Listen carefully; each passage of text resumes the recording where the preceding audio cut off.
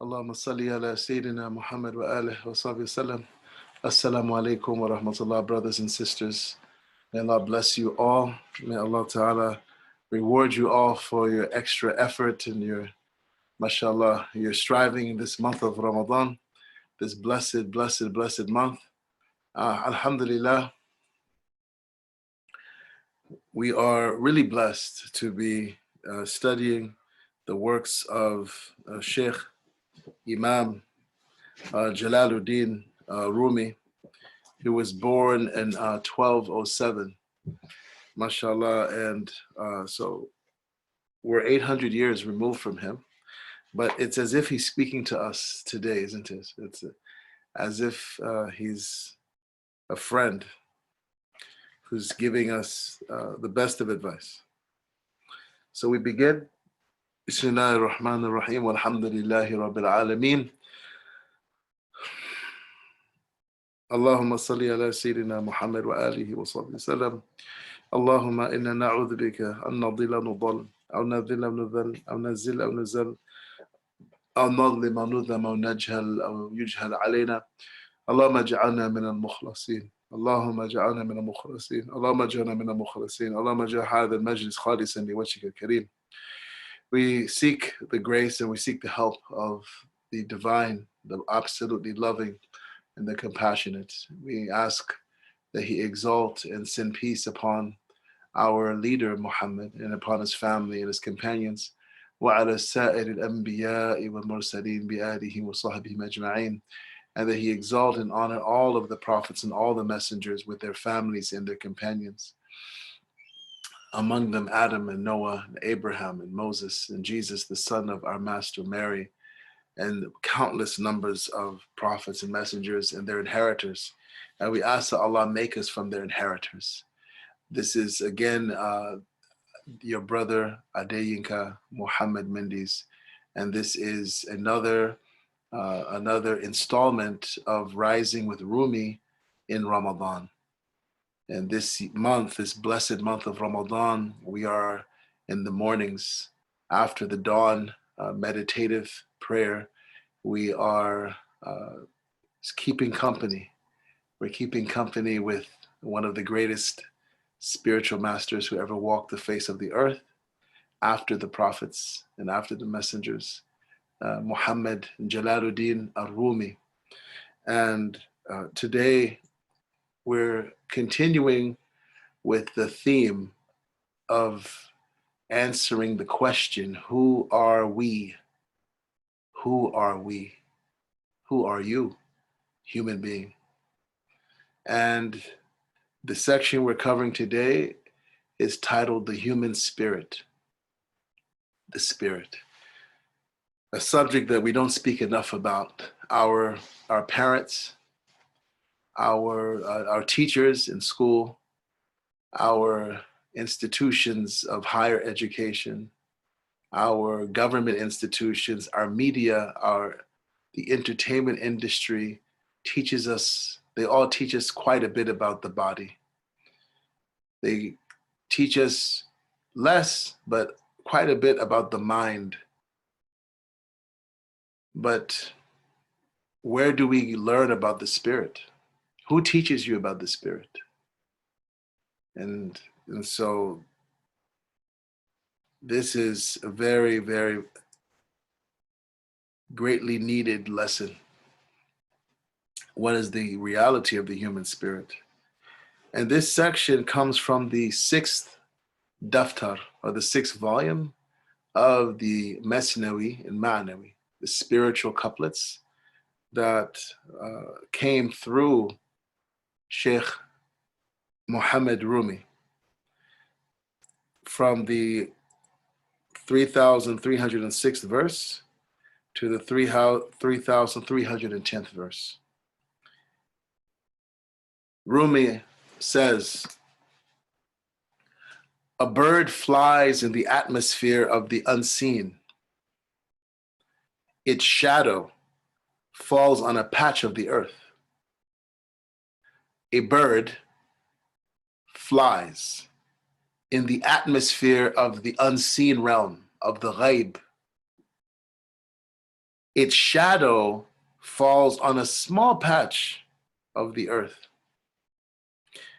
The body is the heart's shadow's shadow. How could the body merit the heart's exalted rank? The body is the heart's shadow's shadow. How could the body merit the heart's exalted rank? A man lies asleep, his spirit shining in heaven, like the sun, while his body is lying in bed. A man lies asleep, his spirit shining in heaven, like the sun, while his body is lying in bed.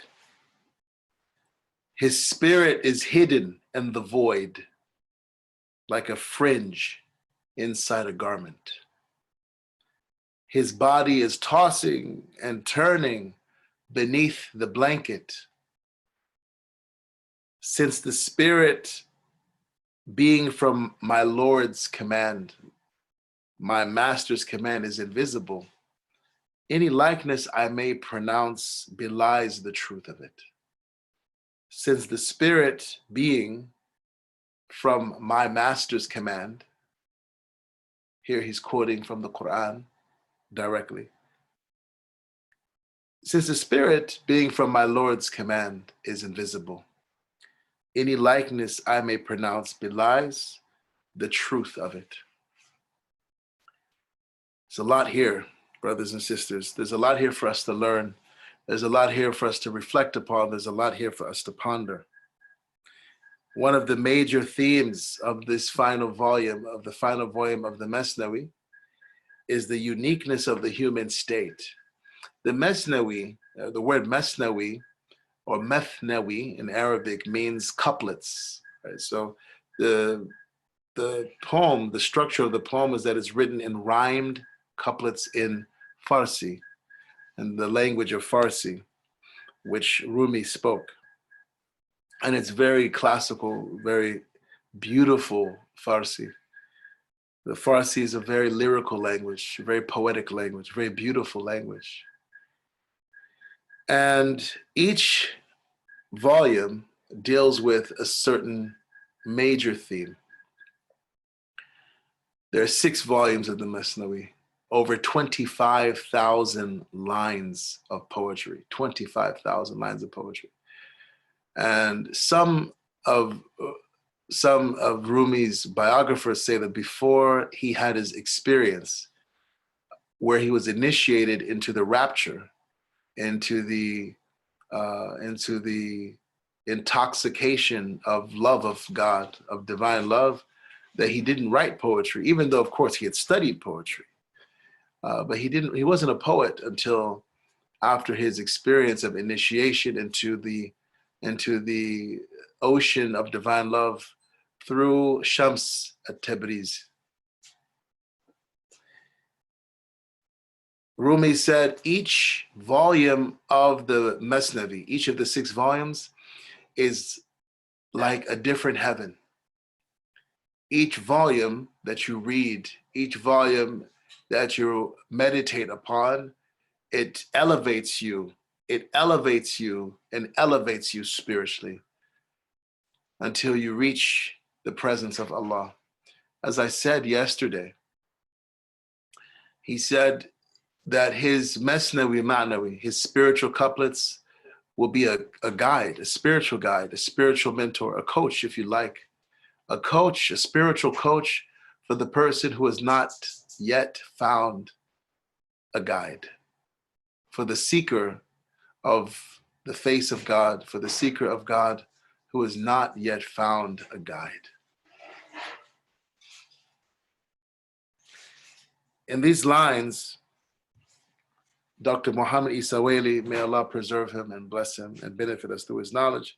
He says, in these lines, Rumi presents a series of arresting visual images to evoke the distance and disparity between the bodily and spiritual aspects of the human being.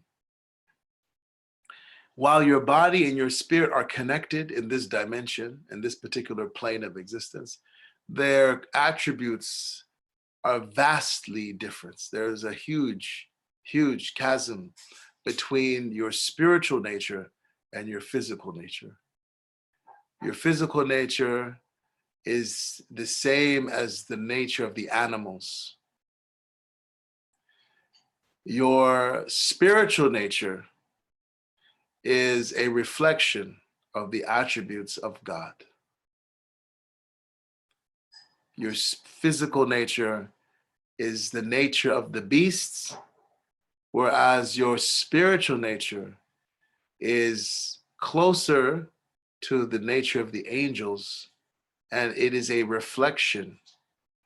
It is a reflection of the attributes of the names of the divine, of Allah Himself.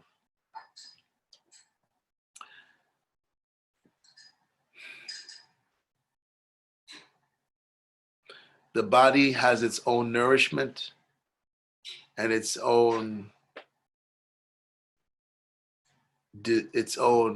duties, its own responsibilities, its own care that we must fulfill. We're not anti-body in Islam. We're not monks. We're not nuns.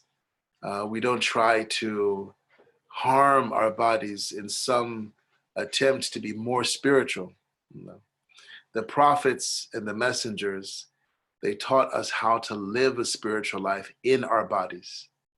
Our spirituality is an embodied spirituality as Muslims. And so the path of the prophets, the path of Abraham, the path of Muhammad, the path of Jesus Christ, the path of Mary, the path of Adam and Noah and so many others, the path of Moses, peace be upon them all, is to live a physical life, to live a mental life that, first of all, prepares the body and prepares the mind, prepares the heart for its meeting, its inevitable, you could say, its marriage to the spirit, to prepare it. And this is why we fast this blessed month of Ramadan that we're in. It's a preparation for the body and the mind. For what? For the coming of the Spirit. Yeah, for the coming of the Spirit. When is the Spirit coming? On Laylatul Qadr, on the night of destiny, the night of the decree, the night of glory, Laylatul Qadr, that is superior to 1,000 months, the blessing of more than 1,000 months in one night. We're preparing for that night with our fasting during the daytime, with abstaining from food and from drink and from social nearness and physical intimacy with our significant other, with our spouses. And we're preparing our minds through self-restraint and focus on Allah, focus on the divine, for the coming of the Spirit on the night of glory, which we expect to occur on some night in the last 10 nights of Ramadan. We're preparing. But this preparation in Ramadan, in this first 70, 80% of Ramadan, for the coming of the Spirit, what does God say about this night of glory, the night of destiny? تنزل الملائكة والروح فيها بإذن ربهم من كل أمر. On that night, the beings of light, the light beings, the beings of power, right? The malaika are light beings of immense, of tremendous power. That's what the word malak means. It's a being of power that's made of light, pure intelligence, as Imam Rumi informed us a few days ago. And the Spirit descends on that night. the spirit descends on that night. Ar-Ruh, the spirit descends on that night with the permission of their master, because God, Allah, the creator, the divine, if you, whatever name you choose to call upon absolute unchanging reality that is beyond time and space and is the creator for everything that is within time and space and their sustainer, the absolute truth is the master. Allah is the master of the spirit and of these beings of light. He's the one who commands them to descend to the earth, to this planet, to this plane, this dimension, with every affair, with every matter, from every matter. They come to execute orders, divine orders. This is what we are preparing for.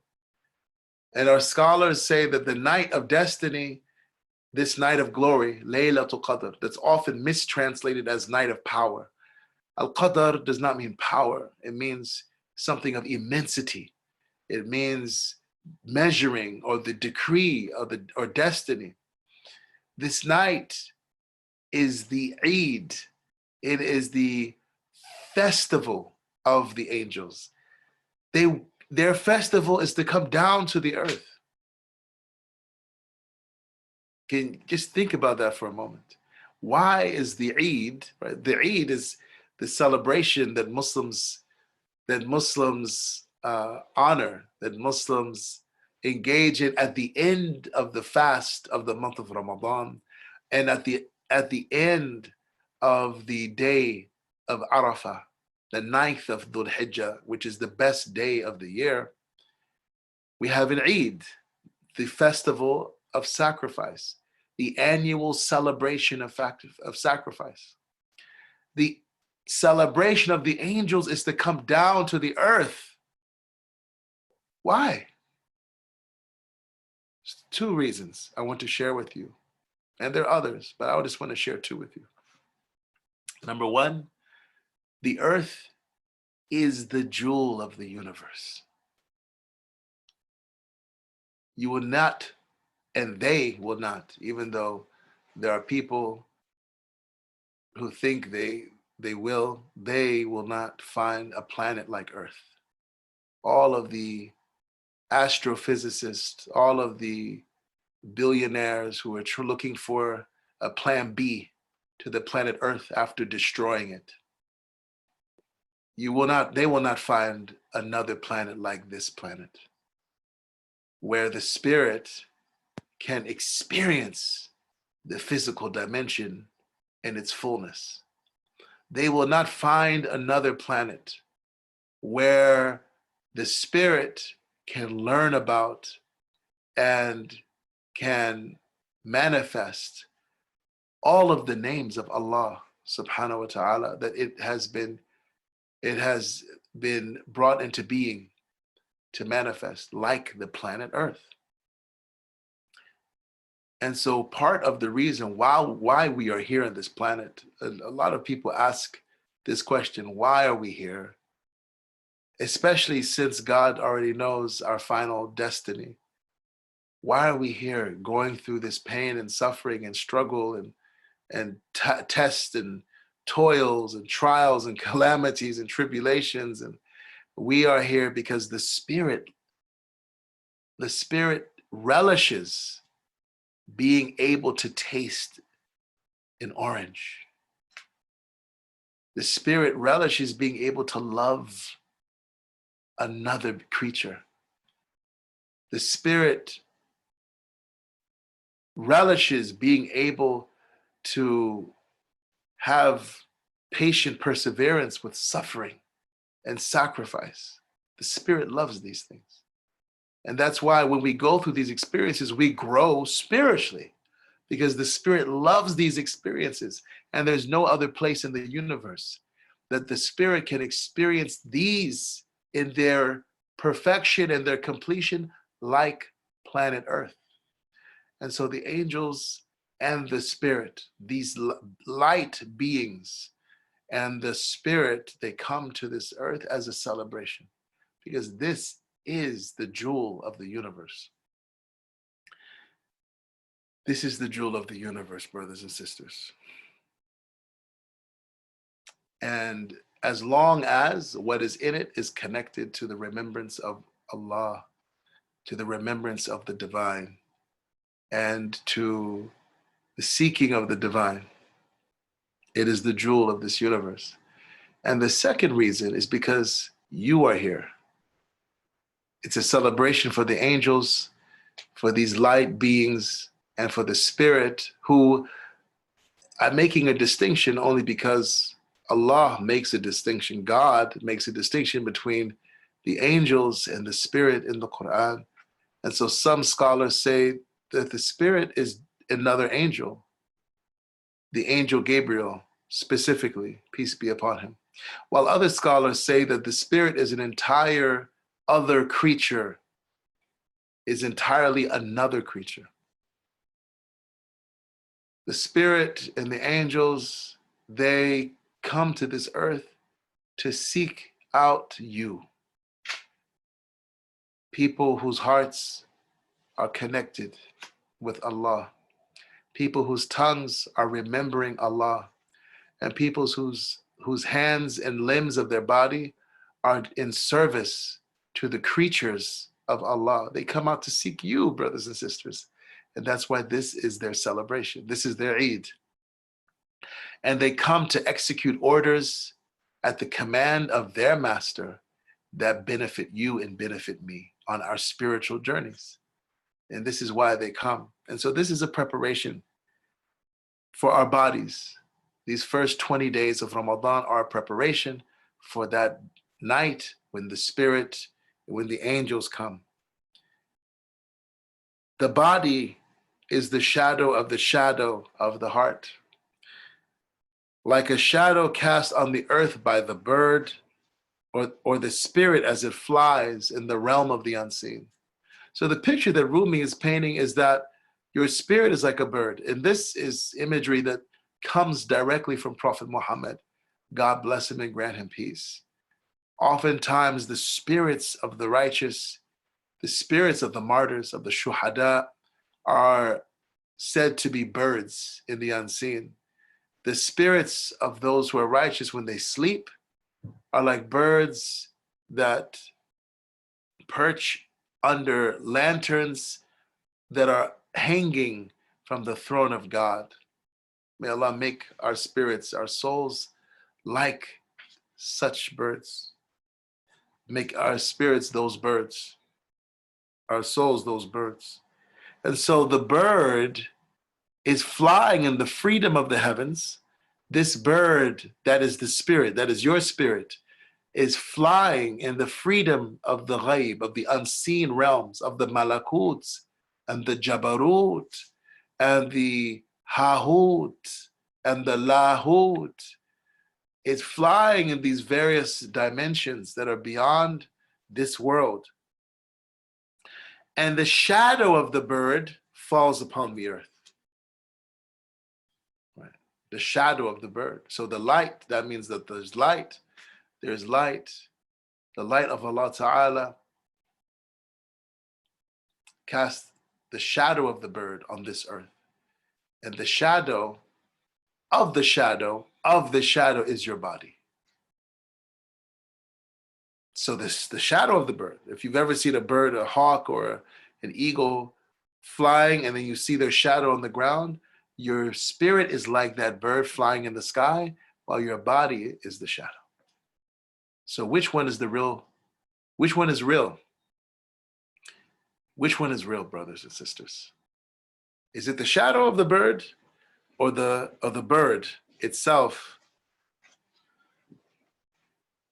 In this case, the body of the bird that is flying in the sky.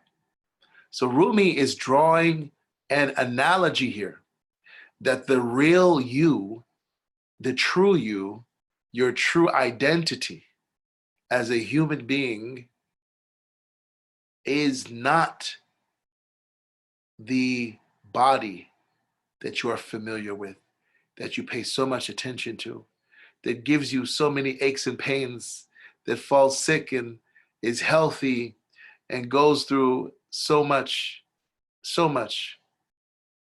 wear and tear on this planet. That's not the real you. This is the message of the Quran. This is the message of Ramadan. You don't eat for 15 hours, for 18 hours, in some parts of the world, 20 hours. Don't eat because that's not the real you. You're feeding something that's not the true you, that is not your essential reality. Don't drink during the daytime, because that you're feeding that which is not the true you. And don't indulge your carnal appetites, because that is not the real you.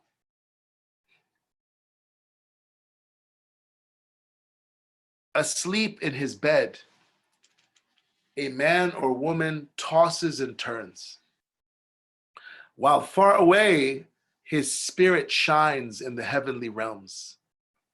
You see that person asleep on their bed, whose heart is connected to Allah. Their body's under the blanket, but there's something you don't see, that their spirit is free and flying in the unseen.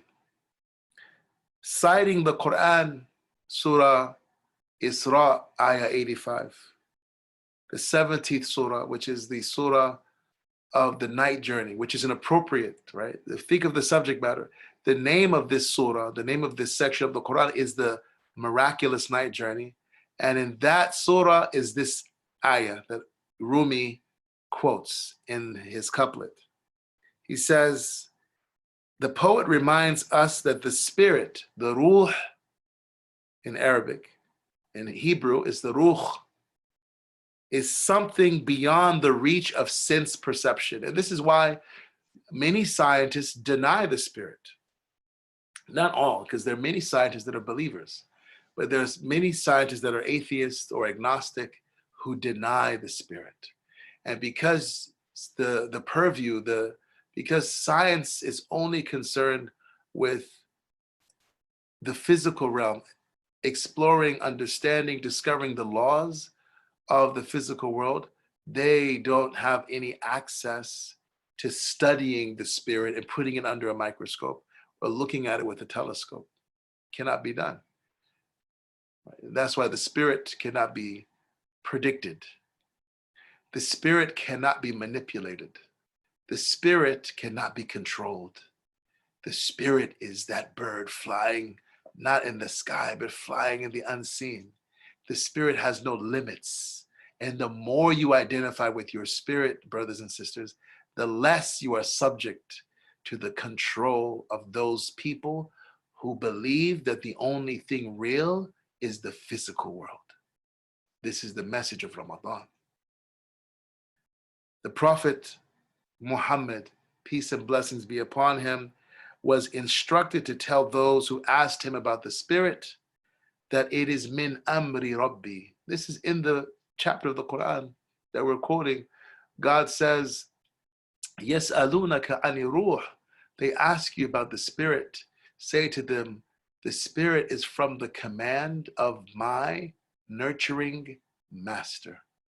And now the command here is generally translated and understood as signifying that the spirit is an entity whose nature is mysterious and fully known only to its creator. But what's also meant here is that the spirit is from another realm, the realm of the divine command. God says in another part of the Quran, Lahul khalqu, to him belongs physical creation, and to him belongs Amr, al-Amr. To him belongs the spiritual realm. Your body is from creation. Your spirit is from the realm, the dimension of the command. According to the Quran, God blew something of his spirit into our forefather, Adam, peace and blessings be upon him, the great prophet, the ancestor of humanity. the attribution of the Spirit to him, to God, signifies not that it is a part of God, which is again another mistake in belief that many people, even some Muslims, make. Because Allah says, وَنَفَخْتُ فِيهِ مِنْ رُوحِي, and we blew into him from my spirit. People assume that the Spirit is somehow a part of God. This is what many Christians believe, that the Spirit is divine, that the Spirit, the Holy Spirit, is God, or a part of God, or co-equal with God. This is shirk. Right? This is associanism, right? To believe that a creature of God is part of God, or is equal to God.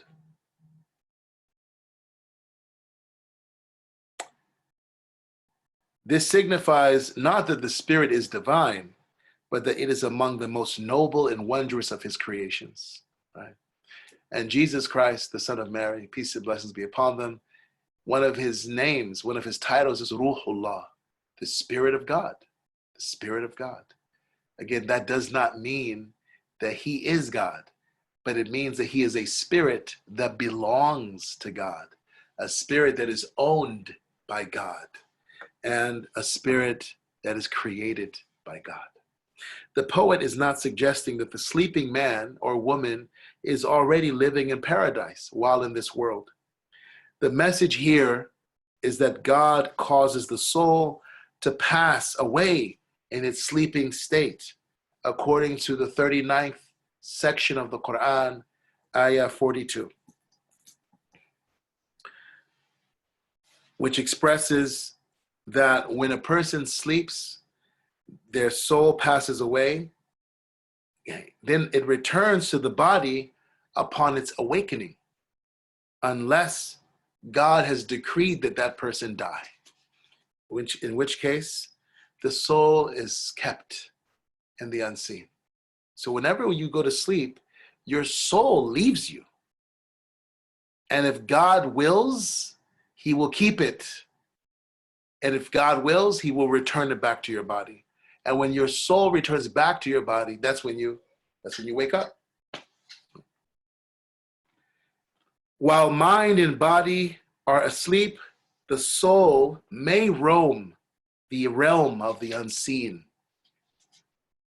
whether confined to the domain of psychic phenomena and experiencing mundane or bizarre dreams, or rising to the domain of spiritual unveilings. So some of us have very strange dreams, or we have dreams about everyday life, things that we like, people we like, right? We were talking about this, right? I was talking about this with my daughters. People you like, and songs you like, or food you like. If you have those kinds of dreams, that means that when your soul travels during your sleep, that it's being kept to the world of the nafs, to the world of psychic phenomena, of the psyche, of the self. It's being restricted. It's not free. It's not flying like that bird in the unseen. And if you have strange dreams about all kinds of bizarre, or nightmares, scary dreams, people chasing you, funny looking things, again, that's a sign that when your soul leaves your body during sleep, you're being restrained and kept from going to the higher realms. But then Rumi says there are other people when they sleep, may Allah make us among them, who their souls rise to the domain of spiritual unveilings, of kashf. And in those realms, they see and they experience not everyday life. They experience another life, the life of the prophets, the life of the messengers, and the pure souls that are with them. The lives they see and speak to and learn from the prophets and the angels and the great spiritual masters, men and women that have lived. They gain knowledge in those realms of spiritual unveiling about the past, and they gain knowledge about the future. This is why a psychologist can't account for knowledge that people gain of the future in their dreams. Many psychologists and sleep scientists think that, especially those that are not Jungian psychologists, that dreams are just the hadith al-nafs, is just the chatter of the self. But then how do you account for new knowledge that people attain? Not just Muslims, artists, scientists, right? Politicians. Their knowledge about the unseen, where do they get that from? And so we'll end with this, brothers and sisters. I know this has been a little long, but again, this is a subject we don't talk about much. Rumi describes this experience in one of his poems in the Diwan, volume 2, page 229, and the 943rd ghazal.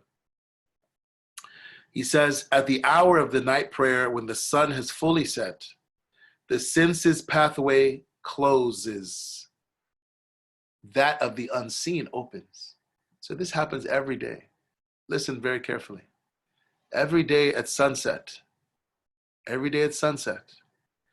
your senses close. And that's why if we actually lived in a more natural environment where the rhythms of our body were in accord, in harmony with the rhythms of nature, we would naturally start to get tired around sunset. But because we have all these lights, and these phones and these screens and sounds, buzzing and vibrating, we work.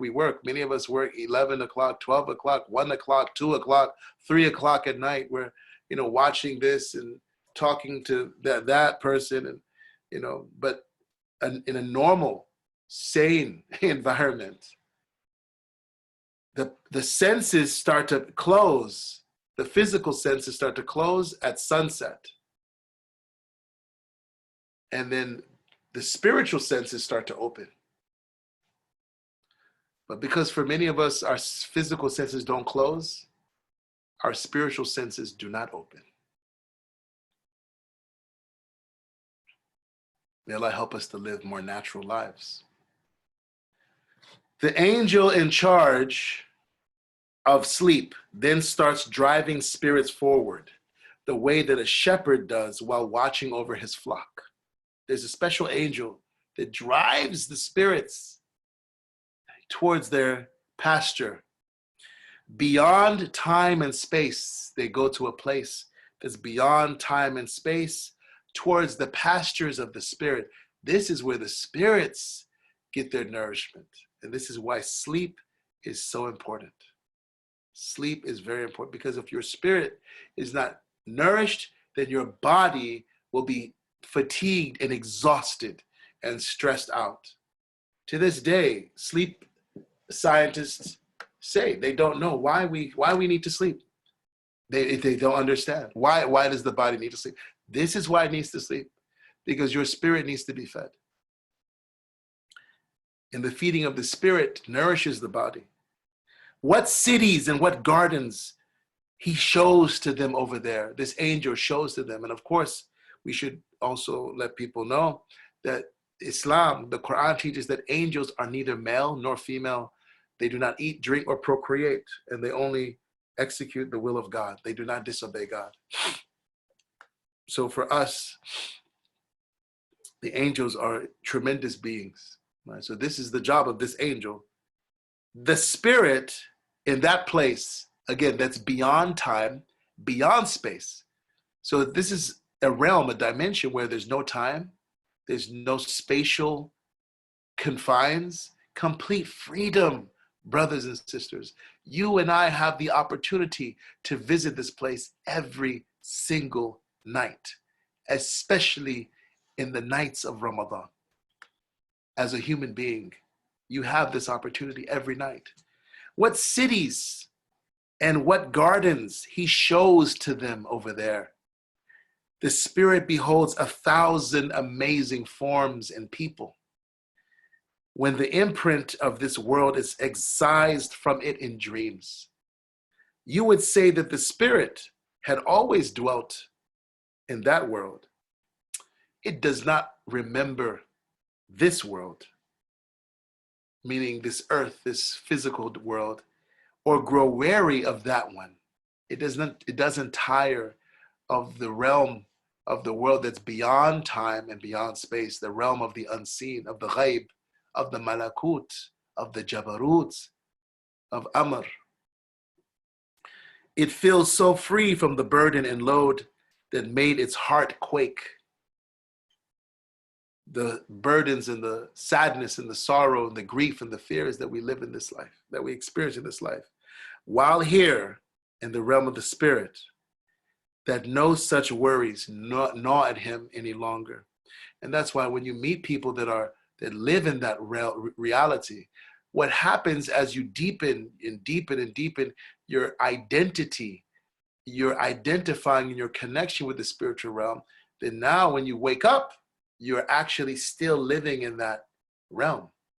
And when you meet people like that, you don't see them perturbed or disturbed by what happens in life, by the ebb and flow of joys and sorrows and trials and tribulations of this life. You don't see them at all in a state of agitation. They are what you call in complete peace and tranquility and serenity all the time. All the time. Rumi often speaks of sleep and dreams and their significance and their connection with death. Dreams are very important. And the dreams that you see have everything to do with where your soul travels while you're asleep. They're unmistakably signs and portents, aspects of the unseen that everyone experiences, every human being experiences. Even if you don't remember your dreams, you are still experiencing. But what's happening is that there's some kind of,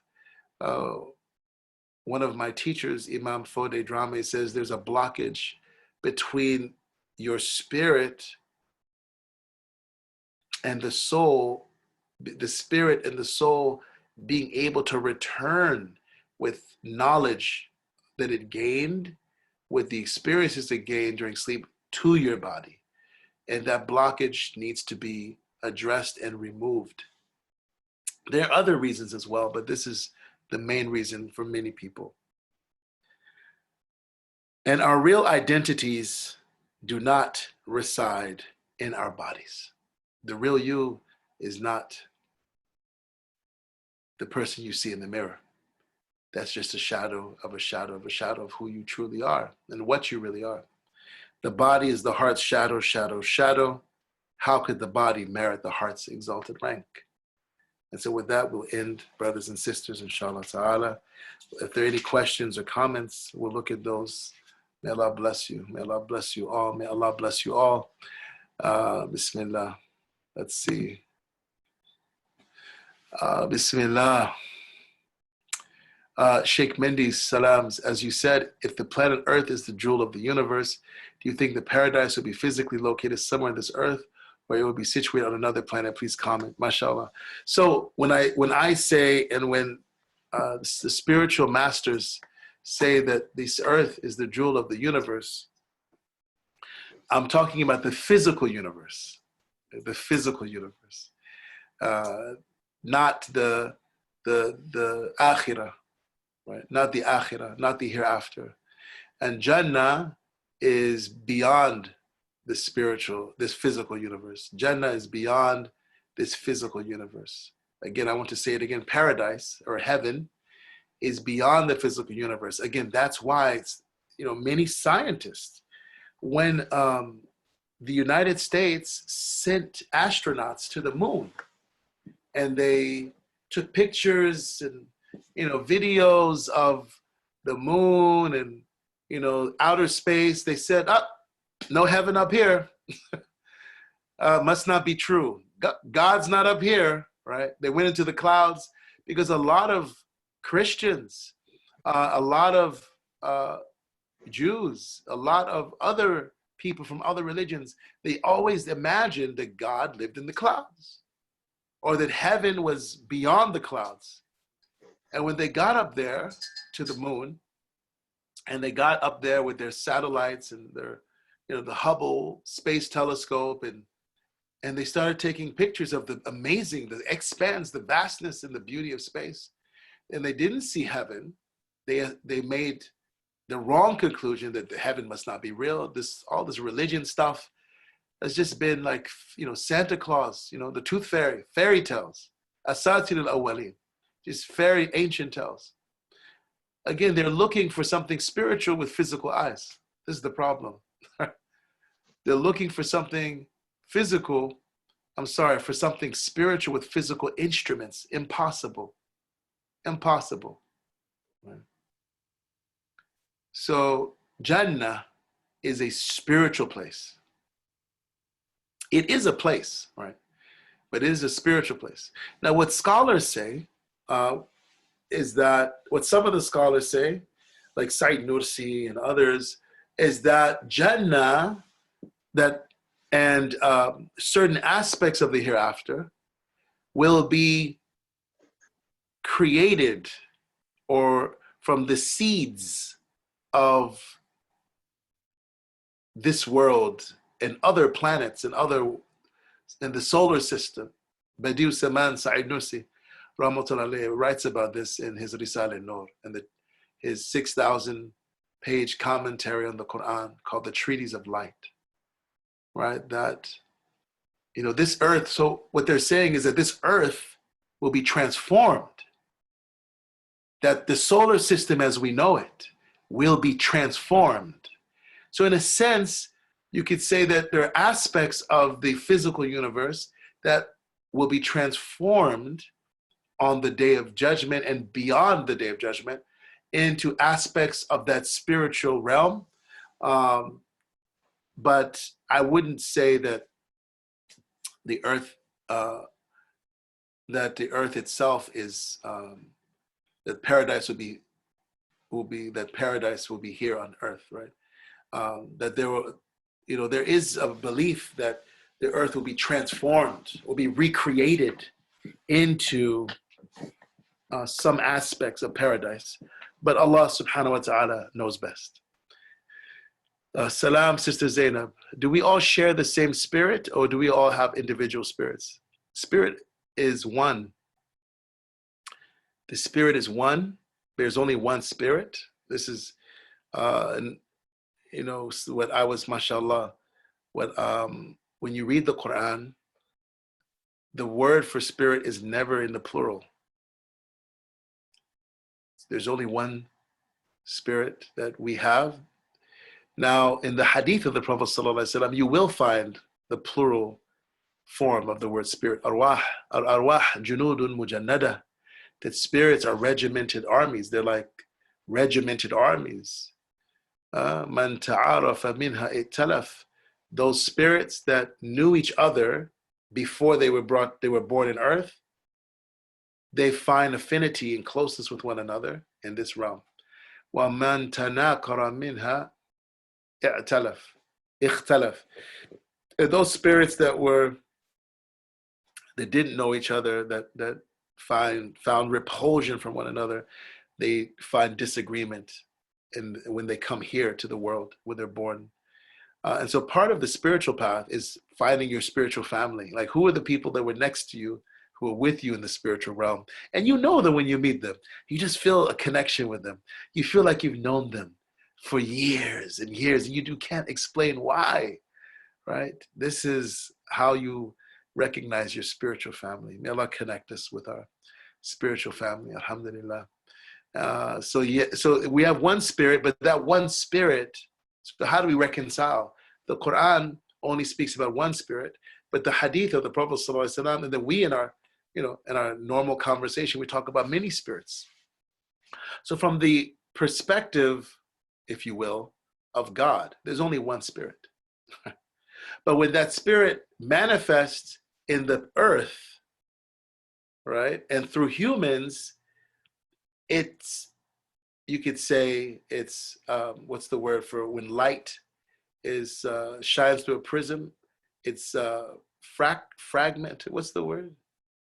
What's the word? Refracted. It's refracted. Thank you. Jazakumullah khairan. It's refracted through the prisms of our bodies with so many beautiful colors, right? So each and every one of us shines that spirit in a different way, but it's one spirit. It's one spirit. Yeah. The human spirit is one, and that's why the more spiritual you become, and by spiritual I don't mean burning incense and wearing special hats and having big vicar beads and I'm not talking in reading bad translations of Rumi, not like this, right? Not like Dr. Muhammad Isawadi's translation. But when the person becomes more spiritual by what? Purifying their heart of arrogance and conceit and materialism, individualism, racism, sexism, right? A spiritual person is not racist or sexist. Spiritual person is not materialistic. Right? And we need to talk about spirituality in these terms in our modern time, because we can talk about arrogance, purifying the heart of arrogance all day, but if we don't make it real for modern people now, how does arrogance manifest in the modern world? Classism, racism, ageism, right? Sexism. No. So, and then beautifying the spirit, the soul rather, with beautiful qualities like humility and turning back to God, reliance upon God, and reverence for God, and generosity with others, and empathy for others, and compassion for others. That's spirituality. And then ultimately, what Rumi described in the lines that we read today, spirituality is when you begin to live in the world of the spirit. Right? Not all the time, because you still have a body, right, that needs to be taken care of. Right? You still have a mind. You still have a heart, and all of these have their needs that we must see to as human beings. The thing about being a human that's so unique, and brothers, if you don't get anything out of this, sisters, if you don't get anything out of what I've said the past 5 days, remember this. As a human, we have this unique ability to be conscious of and to live in many different dimensions. The physical dimension, the psychic dimension, the angelic dimension. We can be aware of and conscious of the dimension of the jinn. We can be conscious and aware of the dimensions of the animals, and then of the spirits, of the angels, and ultimately the greatest and most exalted dimension is the presence of Allah. As a human being, you have the potential to be aware of and conscious of and live in the presence of God. And that's what religion is really about. That's what religion is for, to help you get to that presence while you're still here, while you're still running your business, working your job, chasing the children around the house, changing diapers, right? Going to the gym and doing all the things that you do, but doing that from your a place of spiritual consciousness. And that's why spiritual people, because the spirit is one, Sister Zainab, because the spirit is one, the more spiritual you are, the more united and interconnected you feel with other people, with the plants, with the animals, with the planet, with the angels. You feel a sense of unity with them that you can't explain in words. You cannot explain it in words. To the point where Sheikh Fatullah Gulen, may Allah preserve him, he said once that if the branch of a tree, if he was giving his attention to the branch of a tree and that branch was broken, he would feel as if his arm was being amputated.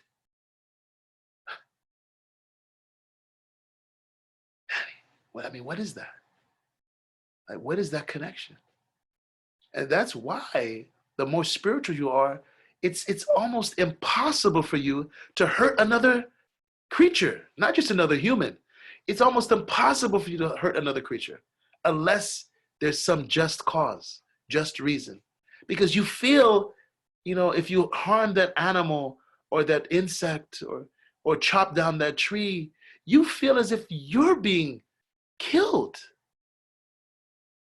I mean, it's a very real feeling, but it's something that's usually not felt except by people who are deeply connected to the spiritual reality around them. Brother Kamal, Allah bless you. I love you. And I shouldn't be speaking when you're here, really, mashallah. So, but thank you for blessing us with your presence at this hour. If I say anything incorrect, please don't hesitate to correct me. Sister Amreen mentions the mention of the term ruh, إن نفخت فيه من روحي ويسألونك عن الروح تنزل الملائكة والروح. Does it not seem to indicate the same entity, ruh, that Allah blew into humans? That is the shared consciousness that every soul inherits and shares. So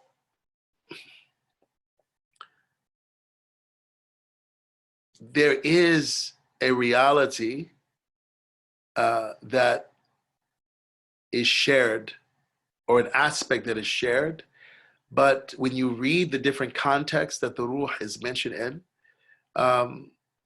then you see that this spirit, again, some scholars say that the spirit that descends on the night of glory is Angel Jibreel alayhi salam, that the spirit has different ways of again, expressing itself and manifesting itself, right?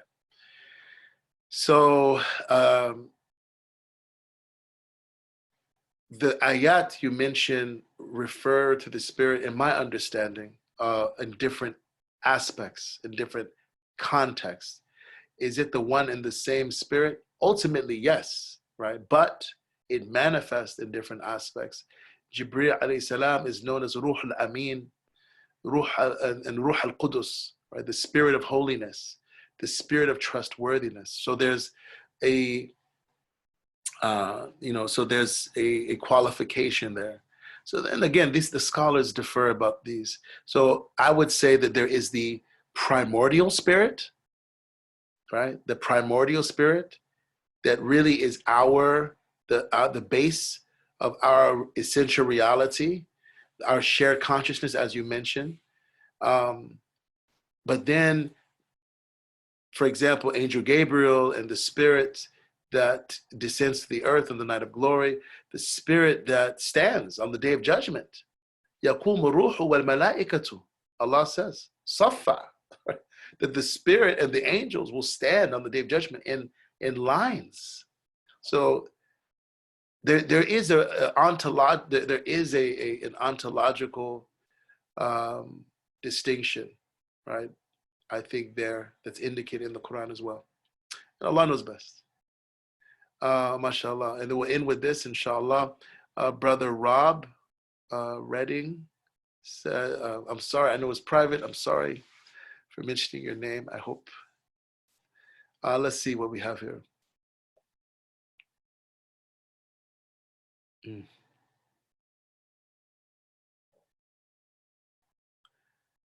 Oh.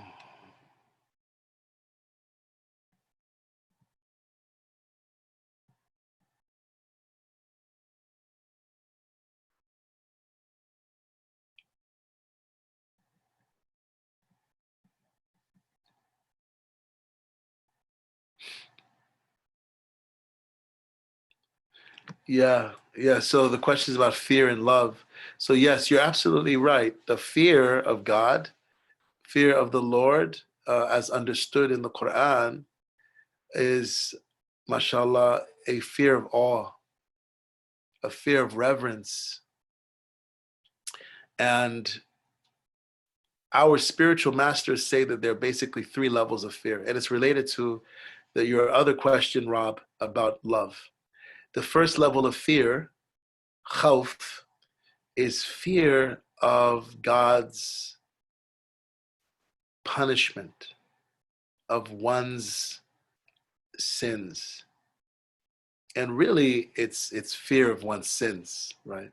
Because the punishment is really, what is a punishment? The adab, the iqab of Allah is really just a manifestation of the deed, of the evil that one did.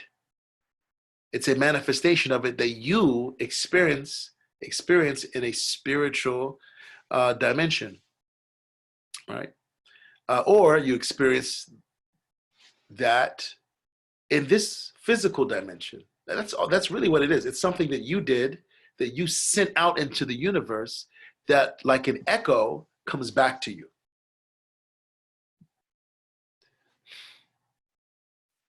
Through the leave of God, through the permission of God. The second level of fear, which is a higher, more refined level of fear, which is the fear of the people of faith, of high faith, is fear of not being close to God. So they graduate from fear of the consequences of my wrong actions to fear of what's, you could say, is a greater punishment, which is not to be close to God. That when I do an action that of neglect of my duty to God, or that harms another person or the planet or animals or plants, then I sense that my qualities now have taken me further from God, and there's a loss of connection, there's a loss of serenity, there's a loss of transcendence, there's a loss of peace that occurs. So they fear that, and that fear, Rob, now prevents them, again, is an incentive for them not to do things that are, that contravene God's commands. Then the highest level of fear, and there are levels above this, of course, but for the sake of teaching, the highest level of fear is what's called fear of being prevented from witnessing God's presence, right? The shuhud, the mushahada of Allah. So now the person graduates to a fear that is based on their not just feeling of closeness to Allah, to God, but they've been blessed with a heart vision of God. And now when they do something, again, that violates the rights of God or violates the rights of the creatures of God, Allah lowers a veil, and they don't witness with their hearts what they were witnessing before from the signs of God or from the names and the attributes of God. And so again, they're afraid of that happening, because that's, imagine how many of us feel when someone you love doesn't talk to you, gives you the silent treatment, right? What is it like for the one who you love the most and the one who loves you the most to lower a veil, right? And so again, that becomes an incentive for them.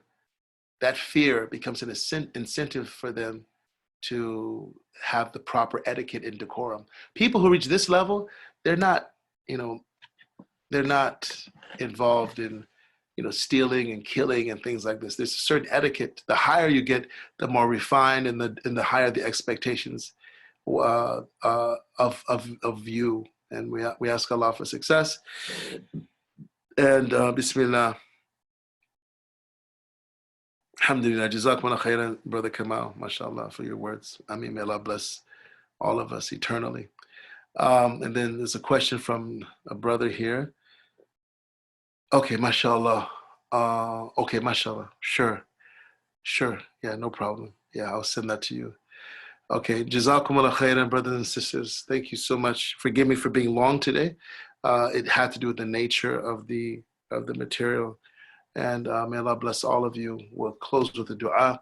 بسم الله الرحمن الرحيم والحمد لله رب العالمين اللهم صل وسلم وبارك على سيدنا محمد وآله وصحبه وسلم ربنا آتنا من لدنك رحمة وهيئ لنا من أمرنا رشدا اللهم وفقنا ليلة القدر اللهم وفقنا ليلة القدر اللهم وفقنا ليلة القدر اللهم أعنا على الصيام وقيام شهر رمضان.